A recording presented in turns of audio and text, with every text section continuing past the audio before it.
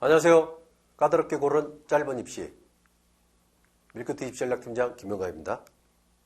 오늘도 합격에 지름신 미라클헤드 김정수 원장 나오셨습니다. 안녕하십니까? 안녕하십니까? 예.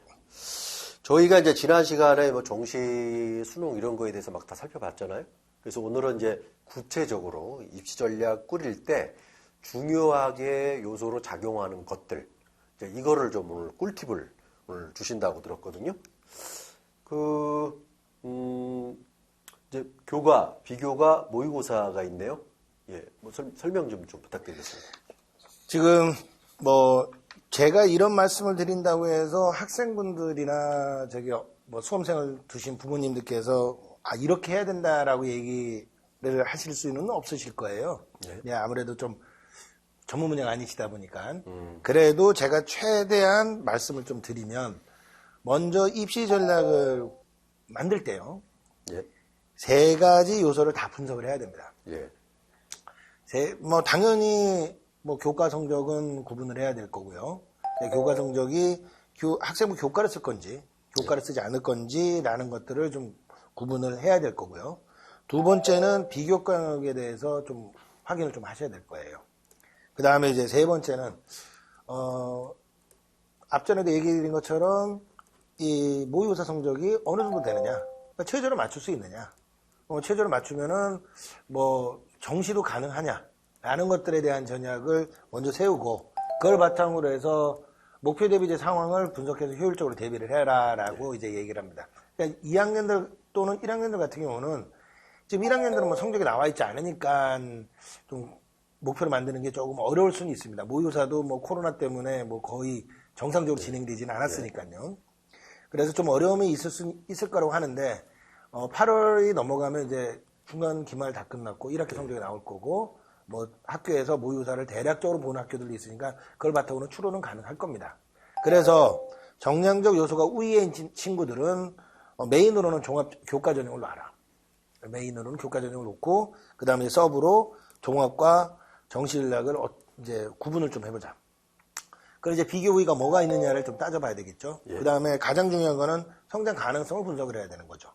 그래서 그렇게 잡고, 정량적 요소, 정성적 요소가 우위에 있는 친구들 같은 경우는 거꾸로 종합평가, 종합전형을 좀 메인으로 놓고 교과 전형을 서브로 놓는, 이러한 것들이 조금 필요하지 않을까라는 생각을 합니다. 그러면은, 저희가 여기를 정성적 요소로 좀 바꿔야겠네요. 예, 좀 못하는 예. 그래서 지금 이제 또 이제 궁금한 게 이런 거거든요.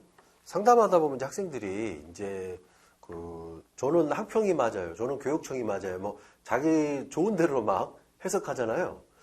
근데 이 모의고사 이제 저희가 사실 중요한 건 6평하고 9평인데 이걸 어떻게 좀 활용하면 좋을까요? 그러니까 고3하고 N수생 좀 나눠서 좀 설명해 주신다면. 그러니까 재수생을 조금 설명을 드리면, 재수생들은 6월, 9월 해가지고 평가원 모의고사는 볼 수 있는데, 예. 교육청 모의고사는 못 봅니다. 예, 그렇죠. 예. 그래서 교육청 모의고사는 이제 자기가 다운을 받아서 본다든지 학원에서 이제 보는 경우가 있죠. 그래서 뭐가 틀렸는지 잘 몰라요. 근데 재수생 같은 경우 그러니까 제일 중요한 거는 자기가 뭐가 어디 부분에서 틀렸는지를 찾아내야 되는 게 가장 관건이죠. 그 재학생은 4월 달이든 5월 달, 3월 달이든 교육청 모의고사 보지 않습니까? 거기서 틀린 부분을 찾아내는 거. 거기에 대한 집중학습. 그것이 요청이 된다라고 봅니다. 예. 근데 이제 또 이게 고3들 같은 경우에 저희가 지난번에도 한번 최저 등급 하면서 이제 한번 설명해 주셨는데, 이제 이 고3들 6평, 9평이 또 현실적으로 떨어지는 경우 좀 많잖아요. 예, 맞습니다. 예. 근데 그것도 다 감안을 하고 상담을 하시는 거잖아요. 그러니까는 모의고사는 잘 나올 걸 계산 안 합니다. 예. 잘 나올 걸 계산 안 하고, 안정적으로 계산을 하는 거죠. 그쵸. 예, 그거를 3개월 준비해가지고 만약에 자기가 점수가 10점, 20점씩 오를 수도 있겠지만, 면접도 봐야 되고, 그 다음에 수시 준비도 해야 되고, 그러다 보니까 그게 안 될 가능성이 더 많죠. 그러니까 그걸 가지고 제가 몇 점을 오르겠다 이렇게 얘기하지 말고, 그냥 정상적인 상 범위 내에서 예. 예측 가능한 범위 내에서 예측을 하고 그에 대해서 전략을 짜는 것이 필요하죠. 예. 그 지금 이제 여기도 보면 그러니까 여전히 역시 중요하다고 자꾸 느끼는 게 이제 수시든 우리가 이제 그런 평가 요소에서 이런 내가 정시를 준비를 하더라도 이제 수행 평가나 이런 동아리 활동은 여전히 신경 써야겠다 뭐 이런 생각이 좀 들거든요.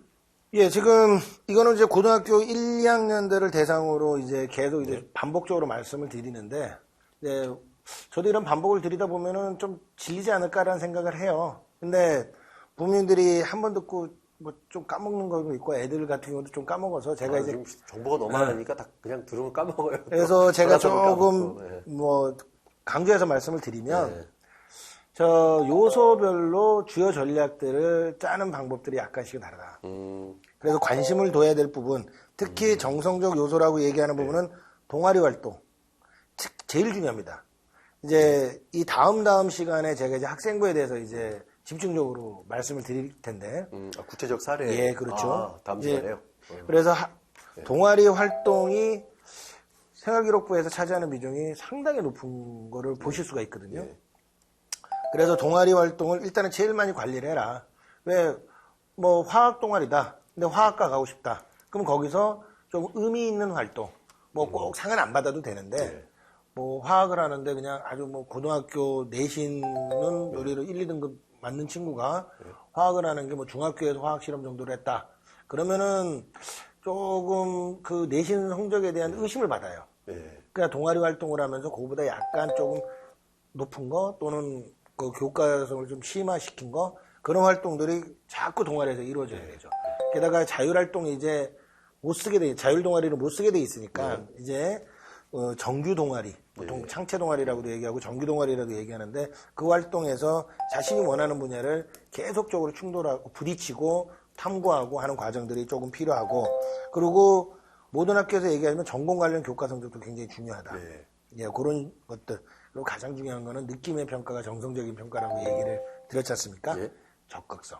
그러니까 많이 뭔가를 충돌해야 되고, 다양성. 이런 것들이 여기서 이제 대비 전략에 나오게 되는 거죠. 예. 뭐 자율 동아리 말씀하셨는데 이제 뭐 그 엄마 찬스, 아빠 찬스 소논문도 이제 그렇죠. 예.